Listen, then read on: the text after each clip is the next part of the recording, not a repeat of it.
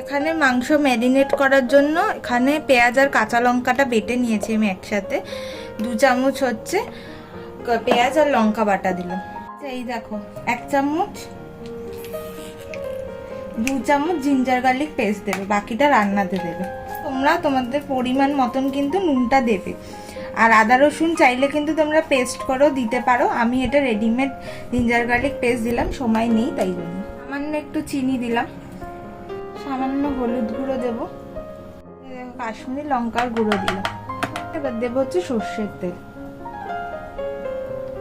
এখানে 2 টেবিল চামচ আমি সর্ষের তেল দিলাম। এবার এটাকে ভালো করে আমি ম্যারিনেট করব, ঠিক আছে?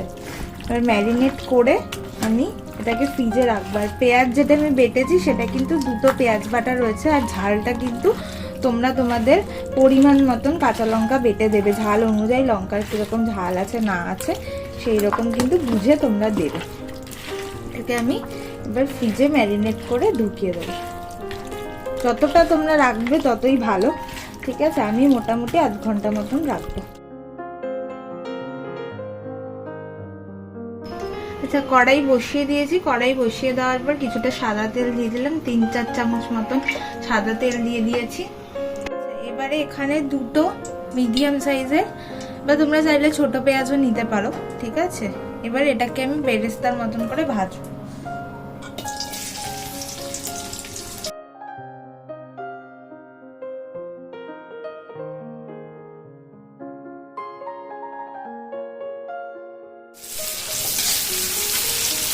এটাকে আমি একটু গোল্ডেন ব্রাউন করে ভাজবো পেঁয়াজগুলোকে। তারপর এখানে আলু রাখা আছে, ঠিক আছে? আলুটাও আমি কেটে জলে ভিজিয়ে রেখে দিয়েছি, ঠিক আছে? তোমরা পরিমাণ মতনই আলু দেবে। আমি এখানে 5-6টা আলু নিয়েছি, নিয়ে সেটাকে মাঝখান দিয়ে 2 টুকরো করেছি, ঠিক আছে? তোমরা যে যেমন আলু খাও সেইভাবে সেই অনুযায়ীতেই আলু দেবে। এই যে আমার বেরেস্তা হয়ে গেছে ভাজা, ঠিক আছে? এবার আমি আলুগুলোকে ভেজে নেব, ওই তেলেই আমি আলুগুলোকে ভেজে নেব।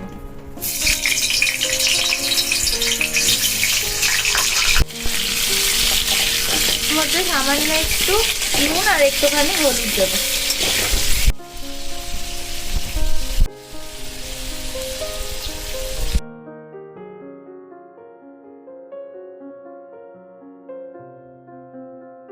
আলুগুলো ভাজা হয়ে গেছে, ঠিক আছে? এবার আমি মেন রান্নাটা শুরু করব।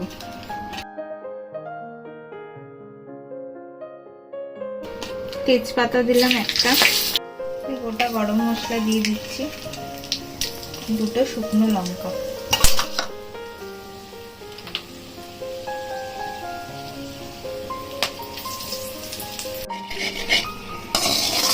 সামান্য একটুখানি চিনি দিলাম, ঠিক আছে? চিনিটা একটুখানি গলুক, একটু কালচে ব্যাপারটা আসবে। তাহলে দেখো তেলটা একটুখানি কালচে কালচে হয়েছে। এবার আমি লঙ্কা আর পেঁয়াজ বাটাটা দিয়ে দেবো।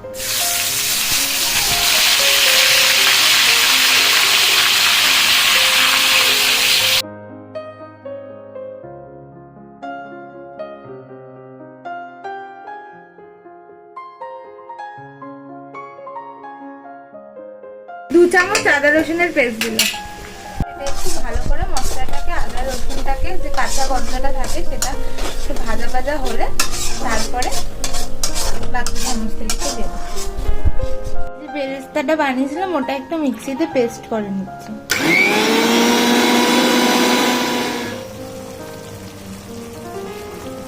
আচ্ছা, এখানে আমি টমেটো পিউরি দিলাম, ঠিক আছে? তোমরা চাইলে কিন্তু টমেটোর পেস্টও দিতে পারো বা গোটা টমেটোও দিতে পারো, টমেটো কেটে সেটা দিতে পারো।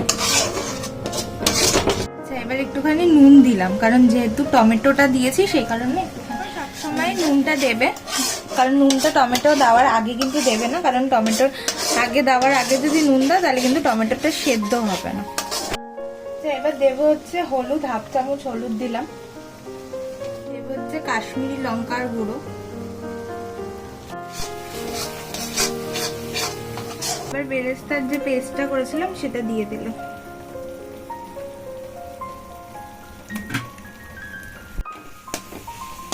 আচ্ছা, আমি আমার হাত দিয়ে দিলাম বলে আবার কেউ ভেবো না যে হাতটা নোংরা, হাতটা কিন্তু পরিষ্কারই, কারণ রান্না করছি আর পরিষ্কার করে নিয়েই রান্না করছি। আর মাংসটাও কিন্তু হাত দিয়ে ম্যারিনেট করেছি, সেটাতেও বলে দিলাম যে আমার হাত কিন্তু পুরো পরিষ্কার। A few moments later. দেখো মশলা দিয়ে কিন্তু তেল ছেড়ে দিয়েছে। এবার আমি ম্যারিনেট করা মাংসটা দিয়ে দেবো। ম্যারিনেট করে মাংস যত রাখবে তত কিন্তু ভালো হবে। এখানে কিন্তু আমি 800 মাংস নিয়েছি, ঠিক আছে? 800 গ্রাম কিন্তু মাংস নিয়েছি। এবার এটাকে কিন্তু ভালো করে কষাবো। মাংস রান্নাটা কিন্তু খুব কম উপকরণ দিয়ে কিন্তু করছি, ঠিক আছে? বাড়িতে মোটামুটি এই উপকরণগুলো আমাদের থাকে।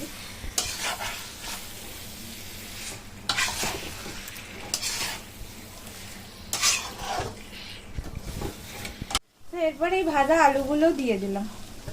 আলুগুলো দিয়ে কষলে পরে আলুর মধ্যে মশলাটা যাবে। এটাকে কষানোর পর আমি এবার প্রেসার কুকারে এটাকে দেব।